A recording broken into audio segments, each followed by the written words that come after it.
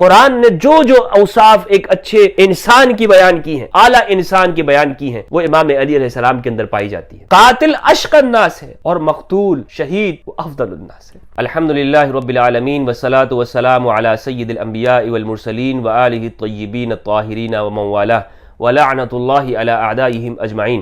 بسم اللہ الرحمن الرحیم۔ السلام علیکم ورحمۃ اللہ وبرکاتہ۔ آج میں امام علی علیہ السلام کی شہادت کا بیان کروں گا اور ان حقائق سے ہم پردہ اٹھائیں گے کہ جنہیں مختلف مصلحتوں کی بنا پر دبا دیا گیا، چھپا دیا گیا۔ رسول اللہ صلی اللہ علیہ وآلہ وسلم نے امام علی علیہ السلام کے بارے میں فرمایا، امام مسلم نے اپنی صحیح کے اندر اس نقل کیا۔ امام علی فرماتے ہیں والذی فلق الحب وبرأ النسمہ انہ لعہد النبی الامی الی صلی اللہ علیہ وآلہ وسلم یا علی لا يحبک الا مؤمن ولا یبغضک الا منافق۔ امام علی فرماتے ہیں کہ اس ذات کی قسم جس نے دانے کو پیدا کیا، اس ذات کی قسم کہ جس نے روح کو پیدا کیا، مجھ سے نبی امی نے یہ وعدہ لیا، بلکہ یہ فرمایا اے علی تجھ سے صرف مومن ہی محبت کرے گا اور منافق ہی بغض کرے گا۔ رسول اللہ صلی اللہ علیہ وآلہ وسلم کے زمانہ اقدس میں موجود وہ منافقین وہ بعد میں جا کے خوارج کہلاتے ہیں، اور انہی میں سے ایک بدبخت، دنیا کا سب سے بدبخت انسان، اشقى الناس، عبد الرحمن ابن ملجم المرادی لعنہ اللہ، اس نے امام علی علیہ السلام کو اس حالت میں شہید کیا کہ امام علی کا سر سجدے میں تھا، اور اس شہادت کی خبر رسول اللہ صلی اللہ علیہ وآلہ وسلم نے امام علی علیہ السلام کو دے دی تھی۔ امام نسائی نے سنن الکبریٰ کے اندر اور الخصائص کے اندر یہ روایت نقل کی ہے، طویل حدیث ہے۔ حضرت عمار بن یاسر رضی اللہ تعالیٰ عنہ فرماتے ہیں، اس کے راوی خود امام علی بھی ہیں اور عمار بن یاسر رضی اللہ تعالیٰ عنہ بھی ہیں۔ حضرت عمار فرماتے ہیں کہ ہم دونوں ایک غزوے میں تھے، طویل حدیث ہے، مختصر بیان کرتا ہوں۔ ہم دونوں اس غزوے کے اندر ایک زمین پہ سو گئے، تو جب ہم رسول اللہ صلی اللہ علیہ وآلہ وسلم نے آ کر ہمیں بیدار کیا اور ہم زمین پہ لیٹے ہوئے تھے، اور اسی وقت میں حضرت عمار فرماتے ہیں اسی واقعے کی وجہ سے رسول اللہ صلی اللہ علیہ وآلہ وسلم نے امام علی کو ابو تراب کا لقب دیا، کیونکہ جب آپ بیدار ہوئے تو آپ کے جسم پر گرد و غبار تھا، تو آپ نے رسول اللہ صلی اللہ علیہ وآلہ وسلم نے شفقت سے، پیار سے اور محبت بھرے انداز میں فرمایا قم یا ابا تراب، اے ابو تراب کھڑے ہو جائیے۔ تو معلوم یہ ہوتا ہے جس طرح نسائی نے نقل کیا، ابو تراب کا جو واقعہ ہے وہ یہی موقع ہے۔ عمار بن یاسر بھی کہتے ہیں کہ اسی موقع پر آپ کو ابو تراب کہا گیا، اس کی اور کوئی وجہ نہیں ہے کہ جس طرح نقل کیا جاتا ہے کہ فاطمہ الزہرا علیہ السلام کے ساتھ وہ ناراضگی ہو گئی، گھر سے نکل گئے اور مٹی پر لیٹ گئے، اور رسول اللہ صلی اللہ علیہ وآلہ وسلم تشریف لائے، فرمایا ابو تراب کھڑے ہو جائیے۔ یہ واقعہ نہیں ہے، درست یہی واقعہ ہے کہ جو امام نسائی نے خصائص کے اندر ذکر کیا ہے۔ امیر المومنین علی بن ابی طالب علیہ السلام کے اس لقب کے حوالے سے عمار بن یاسر فرماتے ہیں کہ اسی موقع پر یہ لقب آپ کو دیا گیا، اسی موقع کے اوپر، اس کی اور کوئی وجہ نہیں ہے۔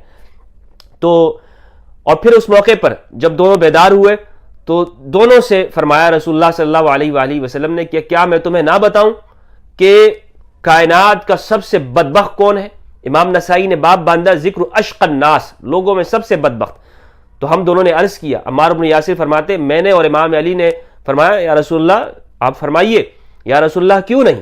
تو آپ صلی اللہ علیہ وآلہ وسلم نے فرمایا پہلا وہ شخص کہ جس نے صالح کی اونٹنی کو قتل کیا، وہ شخص بدبخت ہے، اور دوسرا وہ شخص کہ اے علی جو تجھے تیرے سر پہ ضربت لگائے گا۔ اور آپ صلی اللہ علیہ وآلہ وسلم نے امام علی کے اس جگہ کی طرف اشارہ کیا، قرن اس کو کہتے ہیں، اور پھر فرمایا یہاں سے پکڑا داڑھی کو۔ رسول اللہ صلی اللہ علیہ وآلہ وسلم نے امام کو یہاں سے لحیہ اس کی طرف اشارہ کیا، فرمایا کہ اور یہ تیری رنگین ہو جائے گی اس خون سے، یعنی جو سر پہ جب ضربت لگے گی اور وہ خون آئے گا تو اس سے یہ رنگین ہو جائے گی، اس سے یہ رنگین ہو جائے گی۔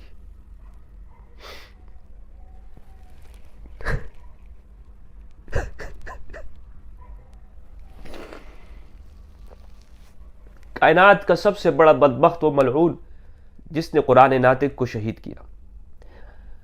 آج ہم اس حوالے سے گفتگو کریں گے، امام علی علیہ السلام کی شہادت کے حوالے سے میں کچھ چیزیں آپ کے سامنے رکھوں گا، اور یہ شاید آپ کے لیے نہیں ہوں، لیکن امام علی علیہ السلام کے زمانے کا تجزیہ اور تحلیل اس دور کا اسی طور پہ ہمیں کرنا چاہیے۔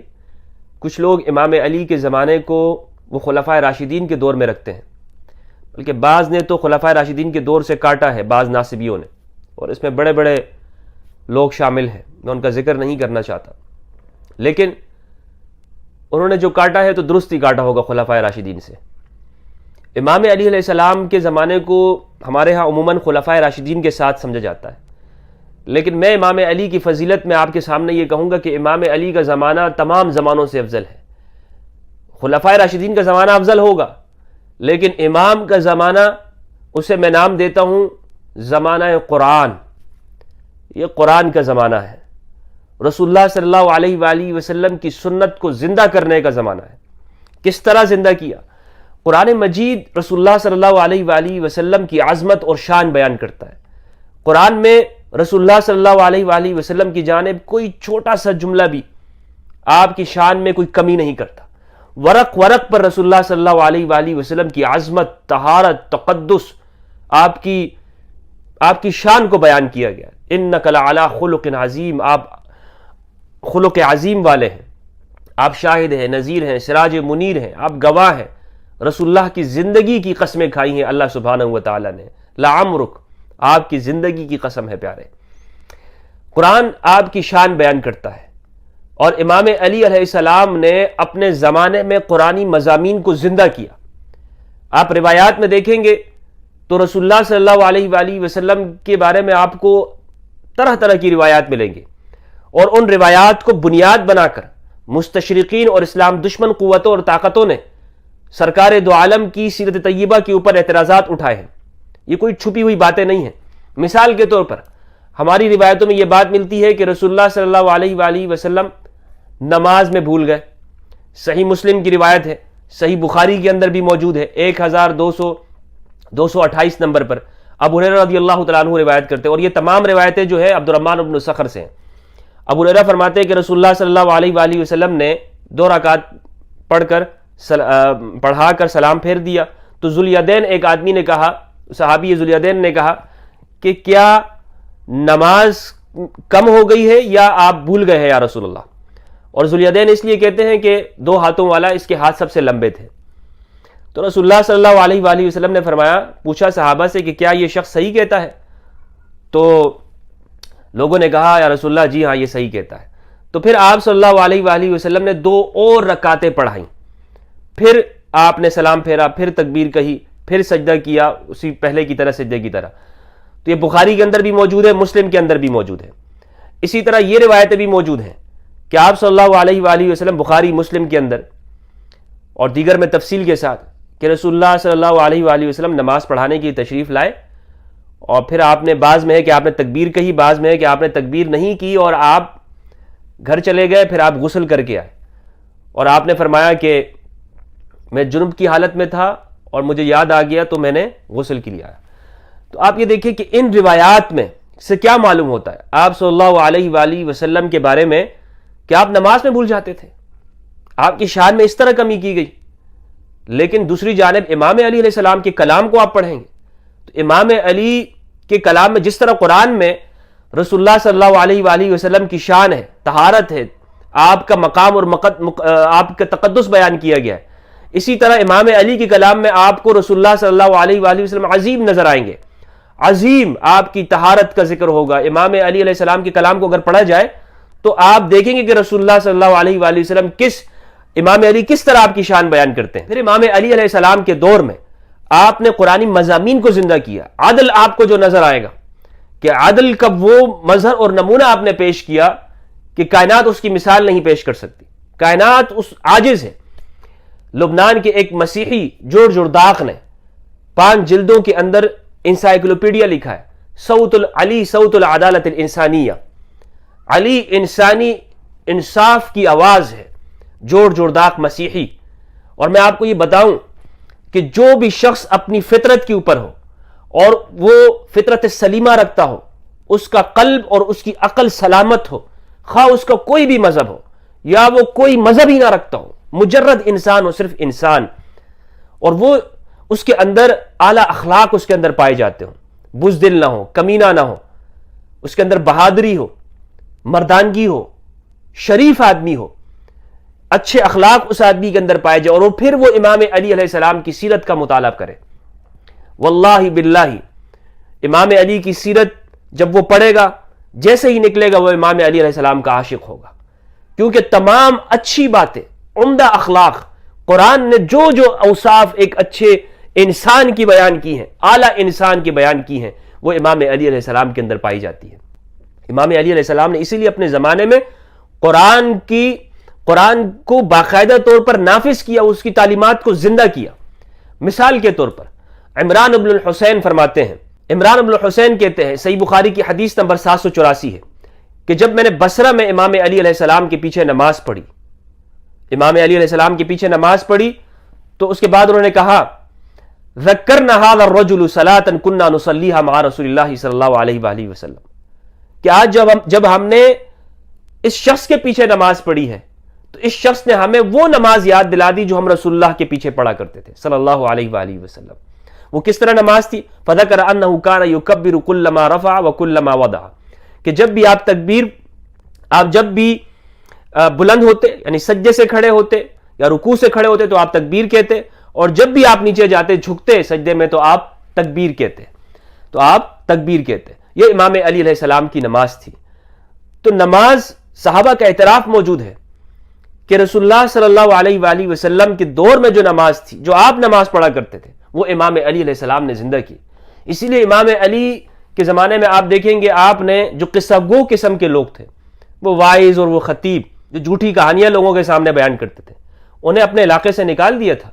امام علی علیہ السلام قرآن مجید، قرآن ناطق ہے، قرآن کا عملی مظاہرہ امام علی علیہ السلام کے زمانے اور دور اقدس میں ہوا ہے۔ اس لیے میں امام کے زمانے کو زمانہ قرآن کہتا ہوں، اور پھر امام علی علیہ السلام قرآن سے جدا نہیں ہے۔ صحیح روایات کے اندر ہے، مستدرک حاکم کے اندر ہے اور دیگر کتابوں کے اندر، کہ امام علی علیہ السلام وہ قرآن کے ساتھ ہے۔ علی مع القرآن والقرآن مع علی، علی قرآن کے ساتھ اور قرآن علی کے ساتھ۔ تو امام علی علیہ السلام کی زندگی کو اگر سمجھنا ہے، قرآن مجید کو تدبر کرنا ہے، رسول اللہ صلی اللہ علیہ وآلہ وسلم کی سیرت کو ہم نے پڑھنا ہے۔ اچھا، یہ بھی یہاں سمجھیے کہ امام علی علیہ السلام نے اپنے زمانے میں احادیث کو قلم بند کیا۔ احادیث آپ فرمایا کرتے تھے، آپ یہ اعلان کیا کرتے تھے کہ کون ہے کہ جو علم کو درہم کے بدلے میں خریدے گا، علم کو درہم کے بدلے میں خریدے گا۔ اور مناظر حسن گیلانی رحمہ اللہ نے یہ کہا ہے کہ اسی سے جو حدیث کی حجیت کے اوپر دلیل کیا اور تدوین حدیث کے اوپر، مناظر حسن گیلانی نے کہا ہے کہ اس سے ہمیں معلوم ہوتا ہے، کیونکہ پچھلے ادوار میں تو حدیثوں کو لکھنے سے منع کیا گیا تھا۔ حضرت ابوبکر رضی اللہ تعالیٰ عنہ کے پاس حدیثوں کا ایک صحیفہ تھا، وہ آپ نے جلا دیا تھا۔ حضرت عمر نے بھی منع کیا تھا، اور حضرت عمر کا تو مشہور قول ہے حدیث قرطاس کے اندر، حضرت عمر نے کہا تھا حسبنا کتاب اللہ، حسبنا کتاب اللہ، ہمیں کتاب کافی ہے، اللہ کی کتاب ہمیں کافی ہے۔ تو لیکن امام علی علیہ السلام نے قرآن کے ساتھ ساتھ سنت کو بھی زندہ کیا۔ احادیث کے لکھنے کی باقاعدہ امام علی علیہ السلام نے آپ نے اس کو آغاز کیا، لیکن کتنے مظلوم ہیں کہ اسی امام علی علیہ السلام کی احادیث اور روایات ہمیں کم ملتی ہیں، بہت کم نظر آتی۔ ابن حزم نے کہا ہے کہ 56 روایات موجود ہیں۔ تو یہ کتنے افسوس کی بات ہے، کتنی مظلومیت ہے امام علی علیہ السلام کی۔ اب میں اس طرف آتا ہوں کہ امام علی کو جو شہید کرنے والا جو شخص ہے عبد الرحمن ابن ملجم المرادی، اس بارے میں ایک واقعہ بیان کیا جاتا ہے کہ 3 افراد نے پلاننگ کی، کتابوں میں لکھا ہوا ہے، اور تینوں نے یہ کہا کہ ایک نے کہا کہ میں علی کو قتل کروں گا، دوسرے نے کہا کہ میں عمرو بن العاص کو، تیسرے نے کہا کہ میں معاویہ بن ابی سفیان کو۔ اور ان میں سے عبد الرحمن ابن ملجم المرادی یہ کوفہ آیا اور اس نے امام علی علیہ السلام کو شہید کیا۔ یاد رکھیے گا کہ تاریخ کے اندر واقعات کو کچھ چیزوں کو چھپانے کے لیے بیان کیا گیا۔ مثلا ابن سبا ایک کردار ہے اور دوسرا کردار ہے ابن ملجم المرادی۔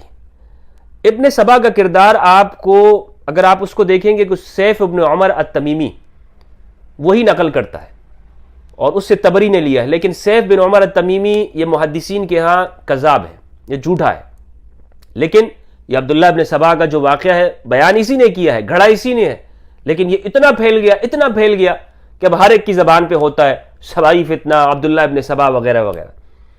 اور عبد الرحمن ابن ملجم المرادی اس کے بارے میں بھی اسی طرح کی باتیں ہیں۔ تو یہ ابن سبا کے بارے میں ایسے کیوں کہا گیا؟ اس کی وجہ یہ ہے کہ جو اصل قاتلین ہیں ان تک تاکہ کوئی نہ پہنچے، اور لوگ اسی میں پھنسے رہے کہ یہ سبائی، گویا کہ وہ سارے وہ لوگ جنہوں نے حضرت عثمان رضی اللہ عنہ کی مخالفت کی تھی اس کا کوئی نام ہی نہیں لیتا، کوئی بیان ہی نہیں کرتا اسے کہ جناب وہ کون لوگ تھے جنہوں نے حضرت عثمان رضی اللہ عنہ کو ان کی مخالفت کی، حتیٰ کہ انہیں جو شہید کیا کون لوگ تھے، ان کے نام ہی نہیں بیان کرتے۔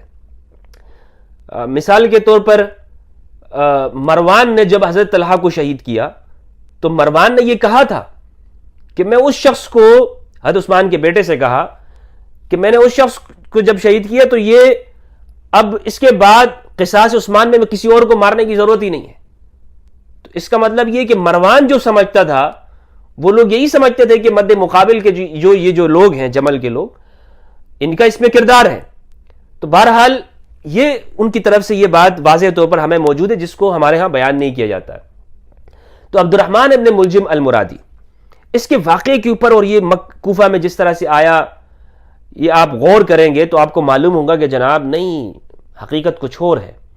حقیقت میں یہ مصر سے تعلق رکھتا تھا، اور مصر آپ کو معلوم ہونا چاہیے کہ حضرت عمر رضی اللہ عنہ کے زمانے میں عمر بن عاص نے اس کو فتح کیا ہے. عمر بن عاص نے، اور مصر کے اوپر عمومی طور پر عمر بن عاص کا بڑا کنٹرول رہا ہے، بڑا کنٹرول رہا ہے. یہ مصر سے آیا ہے یہاں پہ کوفہ میں، اور پھر کوفہ کے اندر اس کی جو سہولت کاری کی ہے. لازمی بات ہے جب بھی کوئی واقعہ ہوتا ہے تو جس طرح آج سہولت کار ہوتے ہیں، پچھلے زمانے میں بھی سلیپر سیلز دہشت گردوں کے تھے اور ان کی سہولت کاری ہوتی تھی باقاعدہ طور پر. تو امام علی علیہ السلام کو جب شہید کرنا چاہا اس بندے نے، تو اس کی کوفہ کے اندر سہولت کاری کی ہے اشعث بن قیس الکندی نے. اشعث بن قیس الکندی وہ بندہ ہے کہ جو اس کے بارے میں آتا ہے کہ یہ صحابی تھا، پھر مرتد ہو گیا تھا حضرت ابوبکر رضی اللہ عنہ کے زمانے میں سے، پھر دوبارہ سے اس کی توبہ قبول کی گئی، تو یہ اسے بھی صحابہ کے اندر شمار کیا جاتا ہے. تو اشعث بن قیس الکندی وہ بندہ ہے کہ جس کی بیٹی جادہ ہے، اور اس پہ الزام ہے کہ اس نے امام حسن علیہ السلام کو زہر دیا. اس کا بیٹا محمد وہ بندہ ہے کہ جس نے مسلم بن عقیل کو دھوکہ دیا تھا. اس کا بیٹا قیس امام حسین علیہ السلام کو شہید کرنے والوں میں شامل ہے. اور یہ وہ بندہ ہے اشعث بن قیس کہ جس نے صفین کے اندر ابو موسیٰ اشعری کے لیے ہی یہ کہا کہ یہی واقعہ تحکیم کے اندر یہ فیصلہ کرنے والے ہوں گے. حالانکہ امام علی علیہ السلام عبداللہ ابن عباس کو حکم بنانا چاہتے تھے، لیکن یہ وہ بندہ ہے کہ جس نے جب دیکھا کہ قرآن نیزوں پہ اٹھایا گیا تو اس نے اپنے لوگوں کے ساتھ مل کر امام علی علیہ السلام کے سامنے آیا اور کہا کہ نہیں، ہمیں فیصلہ کرنا چاہیے، ہمیں صلح حکم بنانا چاہیے. تو اشعث بن قیس کا کردار منافقانہ کردار ہے، اور امام علی علیہ السلام کے لشکر میں شامل تھا صفین میں. اور اس سے امام علی علیہ السلام کے اوپر کوئی الزام نہیں آتا کہ آپ کے لشکر میں منافقین تھے اور آپ کے لشکر کے بندے نے غداری کی. نہیں، منافقین تو خود رسول اللہ صلی اللہ علیہ وآلہ وسلم کے دور میں بھی تھے اور آپ کے پیچھے نمازیں پڑھتے تھے. تو اس سے تو کوئی یہ لازم نہیں آتا کہ جی رسول اللہ کے پیچھے نمازیں پڑھنے والے منافقین تھے تو گویا کہ اس سے کوئی آپ صلی اللہ علیہ وآلہ وسلم کے اوپر کوئی حرف آتا ہو. تو امام علی کے لشکر میں بھی منافقین شامل تھے، تو یہ کوئی ایسی بات نہیں ہے. تو اشعث بن قیس نے یہاں پر سہولت کاری کی ہے اس کے لیے. عبد الرحمن ابن ملجم المرادی، پھر آپ یہ دیکھیں کہ اس میں یہ کہا جاتا ہے کہ وہ 3 بندے تھے اور تینوں نے یہ ارادہ کیا. یہ واقعہ جو ایک بے سروپا قسم کا نظر آتا ہے، اس کی کوئی حقیقت نظر نہیں آتی ہے. مثلا یہ کس نے بتایا، کہاں پہ جب وہ منصوبہ بنا رہے تھے تو پھر کون ان کی مخبری کرنے والا تھا، کس نے یہ پھر آگے واقعہ نقل کر دیا. پھر وہ جو قطام کا جو واقعہ ہے، وہ جو عاشق ہو گیا، فریب کھا لیا. حالانکہ خوارج جو ہیں وہ بہت عبادت گزار لوگ تھے. خوارج اس طرح سے پھسلنے والے لوگ نہیں تھے کہ جن کے بارے میں کہا جائے کہ کسی خاتون کے اوپر پھسل جائیں گے وغیرہ وغیرہ. تو یہ ایک باقاعدہ طور پر اس کو بھیجا گیا تھا، اور اس میں ابو الاسود الدولی ایک شخص ہے، امام علی علیہ السلام کے عشاق میں سے آتے ہیں، ابو الاسود الدولی. انہوں نے ایک مرثیہ کہا ہے، وہ مرثیہ میں آپ کے سامنے پڑھتا ہوں. یہ دیوان ابو الاسود الدولی ہے، اس میں یہ مرثیہ موجود ہے. یہ کہتے ہیں پیغام بیچتے ہوئے، الا ابلغ معاویہ بن حرب فلا قرت عیون الشامتین. معاویہ بن حرب کو یہ بات پہنچا دو اور امام کی شہادت کے اوپر خوش ہونے والوں کی آنکھیں ٹھنڈی نہیں ہونی چاہیے. قتلتم خیر من رکب المطایا، تم نے اس شخص کو قتل کیا کہ جو سواروں میں سب سے افضل ہے. وخیسا ومن رکب السفینہ، اور ان شخص میں سب سے افضل ہے کہ جو کشتی پر جو سوار ہوا. ومن لبس النعال ومن حذاها ومن قرأ المثانی والمعین، اور یہ ان میں سب سے افضل ہے کہ جنہوں نے جوتا پہنا اور ان میں جس نے مثانی اور معین کی تلاوت کی. اذا استقبلت وجہ ابی حسین رأیت البدر راق الناظرین، کہ جب تم سامنے ہو جاؤ ابو حسین کے چہرے کی طرف، ان کا چہرہ دیکھو تو گویا کہ تم بدر کو دیکھو، چاند کو دیکھو، جو ہر دیکھنے والوں کے لیے روشن ہوتا ہے۔ لقد علمت قریش حیث کانت بانک خیرهم حسبا ودینا، اور قریش یہ بات جانتی ہے کہ جہاں پر بھی ہے کہ امام علی علیہ السلام ان سب میں حسب اور دین کے اعتبار سے یہ سب سے افضل ہے، سب سے بہترین ہے۔ ابو الاسود الدولی نے اس میں واضح طور پر یہ نام لے لیا ہے کہ کس نے قتل کیا ہے۔ یہ ابو الاسود الدولی کا نام موجود ہے، یہ آپ کتاب میں دیکھ سکتے ہیں، کوئی میں اپنی جانب سے بات نہیں کر رہا ہوں۔ تو اس طرح جب ہم چیزوں کا مطالعہ کرتے ہیں، تحلیل و تجزیہ کرتے ہیں، تو معلوم یہ ہوتا ہے کہ امام علی علیہ السلام کو قتل کرنے والے، شہید کرنے والے، وہ صرف خوارج کے اوپر ملبہ نہیں ڈالنا چاہیے کہ جی خوارج یہ، ورنہ خوارج یہ بات ضرور ہے کہ خوارج امام علی علیہ السلام کے دشمن تھے، لیکن اس میں دیگر اسباب بھی کار فرما ہے۔ امام حسن علیہ السلام کو جو شہادت ہے اس میں بھی اسی طرح کے آپ دیکھ سکتے ہیں کہ کون کس نے اس کے بعد فائدہ اٹھایا ہے۔ تو امام علی علیہ السلام کی جو شہادت ہے یہ اتنا افسوس کن واقعہ ہے اور سب سے افضل شہادت ہے، کیونکہ قتل کرنے والا سب سے بدبخت انسان ہے، رسول اللہ صلی اللہ علیہ وآلہ وسلم کی گواہی اس کے اوپر موجود ہے۔ تو جو قتل کرنے والا سب سے اشقى الناس ہے، تو جو مقتول ہے، جو شہید ہے، وہ افضل الناس ہے، وہ خیر الناس ہے۔ قاتل اشقى الناس ہے اور مقتول شہید وہ افضل الناس ہے۔ امام علی علیہ السلام کو شہید کیا گیا، امام کو اپنی زندگی میں بھی ستایا گیا۔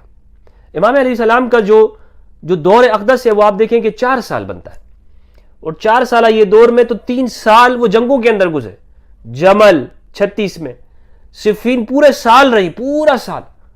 یہ کوئی ایک دن کی جنگ نہیں ہے جیسے ہمارے لوگ سمجھتے ہیں کہ ایک دن میں صفین ہو گئی، نہیں، صفین پورا 1 سال گزرا ہے جنگ کے اندر، اور پھر نہروان 37 کے 38 کے اندر امام علی علیہ السلام کو وقت کتنا ملا ہے۔